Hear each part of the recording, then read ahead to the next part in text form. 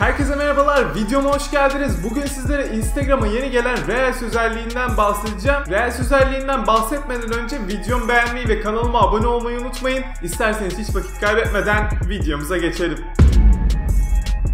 Az önce de söylediğim gibi Reels özelliğinden bahsedeceğim size. Zaten sizler de rastlamıştırsınız. Reels özelliğinden öncelikle ne olduğundan bahsedeceğim sizlere. TikTok'u biliyorsunuz. TikTok'un Instagram'a uyarlanmış versiyonu diyebiliriz Reels özelliği için. Yani TikTok'taki mantığın tamamen Instagram'a aktarılmış bir çeşidi diyebiliriz. Instagram'da bildiğiniz üzere normal postlar paylaşabiliyordunuz. Aynı zamanda hikayeler paylaşabiliyordunuz. Ama Reels özelliğiyle artık TikTok videolarını da Reels'te yapabiliyorsunuz. Bir nevi TikTok Instagram'a entegre edilmiş durumda şu anda. Arayüz olarak, özellikle olarak da neredeyse aynı TikTok'la bayağı bir benziyor gerçekten. Bunda Instagram'ın biraz daha TikTok kitlesini kendine çekme amaçlı yaptığı bir adım olarak görebiliriz. Instagram şu anda böyle bir özellik getirerek bunu yapmaya çalışmış aslında ve bence çok da işe yarayacak. Çünkü Instagram kullanıcısı çok fazla ve bu kullanıcıların büyük bir çoğu da Instagram'da bu özelliği kullanmak isteyecektir. Hatta şu anda zaten siz de göz attıysanız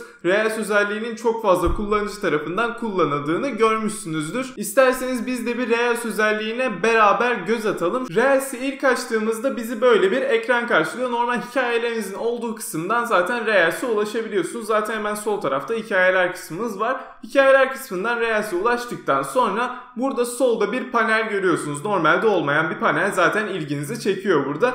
Bu panelde 4 adet özellik var. Bu özelliklerden ilki klasik TikTok'taki panelde olduğu gibi bir müzik özelliği var. Bu müzik özelliğine beraber bir tıklayalım isterseniz. Tıkladığımızda görmüş olduğunuz gibi bir sürü burada müzik var. Bu müziklerden her birini seçip kullanabiliyorsunuz. Aynı zamanda göz at kısmı var. Burada da yine müziklerde arama yapabiliyorsunuz. Yani istediğiniz müziği burada bulabiliyorsunuz. Her müzik oluyor zaten neredeyse bu müzik kitaplığında. Tabii ki olmayanlar mutlaka vardır ama genellikle her müzik burada bulunuyor. Bunlardan herhangi birini seçerek Reels videolarınızda bu müziklerin tamamına erişebiliyorsunuz. Daha sonra panelde ikinci olarak bizim video hızı ayarlama panelimiz var. Ona da bir kez şöyle tıkladığımda göreceğiz. Görmüş olduğunuz gibi şu anda 1x olarak gözüküyor. Burada 2x, 3x, aynı zamanda daha da yavaşlatılmış araçlar var. Bunların hepsini kullanabiliyoruz. Yani buradan seçerek videonuzun hızını ayarlayabiliyorsunuz. Hızlı bir video çekecekseniz mesela 2x'i alabilirsiniz. Bunları ayarlayabiliyorsunuz gönül rahatlığıyla. Hemen alttaki özellik Reels'in aynı zamanda TikTok'un en can alıcı özelliği tabii ki efektler kısmı var. Efektler kısmına tıkladığınızda zaten burada bütün efektler çıkıyor. Efektler kısmının en sonuna geldiğimizde bizi bir göz at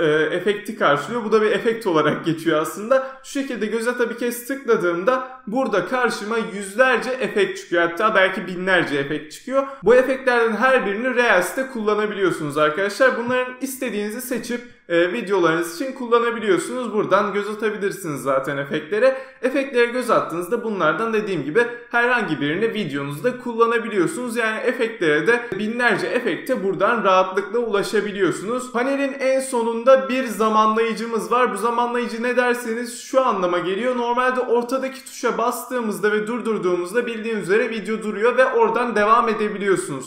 Ama bu zamanlayıcıyı ayarladığınızda zaten videolar en fazla 15 saniye oluyor. Ben bunu mesela şöyle şu şekilde alıp 3 saniye şeklinde ayarlarsam ben bu videoyu 3 saniye çekebiliyorum. Yani burada manuel olarak ayarlamıyorum parmağımla. Bir kez şöyle zamanlayıcıyı ayarla diyelim hatta. Zamanlayıcıyı ayarladığımızda otomatik olarak 3 saniye videomuzu durduruyor ve bu şekilde daha güzel videolar elde edebiliyorsunuz. Hatta bunu 1 saniye olarak ayarlayıp mesela 15 farklı karede çekebilirsiniz. Bu şekilde daha güzel de videolar oluşturabilirsiniz. Yani zamanlayıcıyı da kullanmanızı tavsiye ederim eğer güzel videolar ortaya çıkarmak istiyorsanız. Bu özelliklerle aynı TikTok videoları gibi Reels'te de bu şekilde videolar hazırlayabiliyorsunuz rahatlıkla. Hem efektler var, hem müzikler var, hem zamanlayıcı var, hem videonun hızını ayarlayacak burada bütün araçlarımız mevcut. Yani TikTok'ta ne yapabiliyorsanız burada da aynısını yapabiliyorsunuz. Zaten bu özelliği Instagram'ın getirme amacı da aşağı yukarı belli. Yani TikTok'ta bir rekabete girmek için Instagram'da böyle bir